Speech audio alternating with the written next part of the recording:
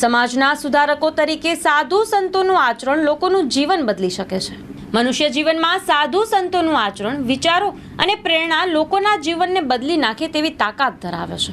અંજાર સ્વામિનારાયણ મંદિર દ્વારા મૂર્તિ પ્રતિષ્ઠા મહોત્સવ અનુલક્ષીને સત્સંગી જીવન અંતર્ગત ચાલતી પારાયણ જ્ઞાન યજ્ઞમાં સાધુ સંતોની દ્રઢ અને નિશ્ચય ભક્તિનું આચરણ કેવું હોવું જોઈએ એ પર વક્તા મહોદય શાસ્ત્રી સ્વામી શ્રી પરમહંસ દાસજીએ જણાવ્યું હતું કે સાધુ સંતોનું ભક્તિમય જીવન કેવું હોવું જોઈએ તે પર ભાર મૂકતા તેમણે જણાવ્યું હતું કે એકાગ્રતા સાથે કોઈ પણ સાધુ સંત ભગવાનની ભક્તિ કરે તો અનંત કાળે ખુદ ઠાકોરજી તે જીવાત્માને મોક્ષ આપી અક્ષરધામમાં પોતાની મૂર્તિનું સુખ આપી દેવલોકમાં સ્થાન આપે છે।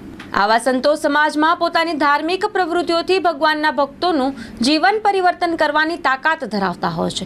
એટલે સ્વામિનારાયણ ભગવાને સ્વ અક્ષરે લખેલી શિક્ષાપત્રી જે કોઈ મનુષ્ય ભક્ત બાઈ કે સાધુ સંતો અનુસરે તો જીવનમાં ક્યારે પણ કોઈ કષ્ટ આવશે નહીં અને હંમેશા સુખ, સમૃદ્ધિ અને શાંતિનો અનુભવ થતો રહેશે અને સમયાંતરે ભગવાન પ્રત્યે તેની ભક્તિમાં વધારો થતો રહેશે અને એ જીવાત્મા હંમેશા ભગવાન નજીક હોવાની અનુભૂતિ કરતો રહે છે।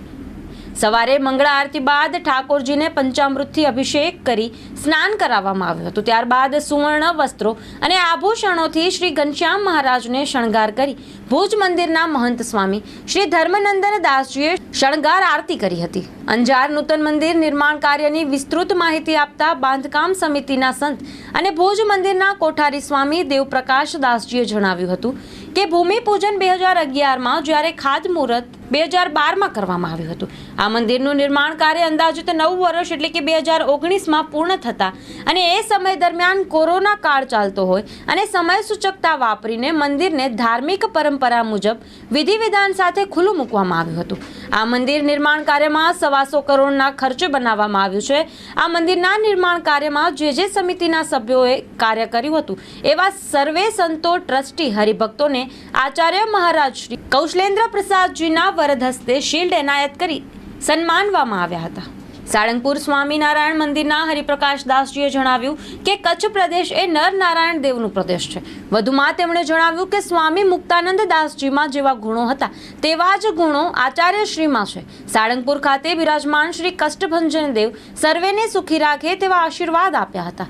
કથામાં પધારેલ લોકસભા બેઠકના ઉમેદવાર અને ગુજરાત બીજેપીના મહામંત્રી વિનોદભાઈ ચાવડા, કચ્છ ભારતીય જનતા પાર્ટીના પ્રમુખ દેવજીભાઈ વરચંદ આહિર, માજી કચ્છી મંત્રી વાસણભાઈ આહિર, ધારાસભ્યોમાં ત્રિકમભાઈ છાંગા, પ્રદ્યુમનસિંહ જાડેજા, અનિરુદ્ધભાઈ દવે, સામાજિક અગ્રણી વી.કે. હુંબલ, ડેની શાહ, લેવા પટેલ સમાજના પ્રમુખ Veljibhai Pindoriya, medical and education પ્રમુખ ગોપાલભાઈ ગોરસિયા, પૂર્વ પ્રમુખ અરજણભાઈ પિંડોરિયા, મંત્રી કરસનભાઈ મેપાણી, શ્રી ડેનિશા વગેરે અગ્રણીઓ મહાનુભાવોને આચાર્ય મહારાજ શ્રી કૌશલેન્દ્ર પ્રસાદ દાસજીના વરદ હસ્તે ફૂલોહારથી સ્વાગત કર્યું હતું અને વાસણભાઈએ સ્વામિનારાયણ સંપ્રદાય સેવા અર્થે હંમેશા સૌથી પહેલા આગળ હોય છે।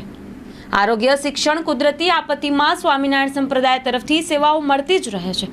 આ પ્રસંગે ભુજના મહંત શ્રી ધર્મનંદન દાસજી, ઉપમહંત શ્રી ભગવત જીવનદાસજી, કોઠારી પાર્ષદ જાદવજી ભગત, અંજાર મંદિરના મહંત શ્રી કેશવજીવન દાસજી આદિ ઉપસ્થિતિમાં સંતોએ અંજાર મંદિર નિર્માણ કાર્યમાં સહભાગી થનાર તમામ લોકોને બિરદાવી અંતરથી આશીર્વાદ પાઠવ્યા હતા।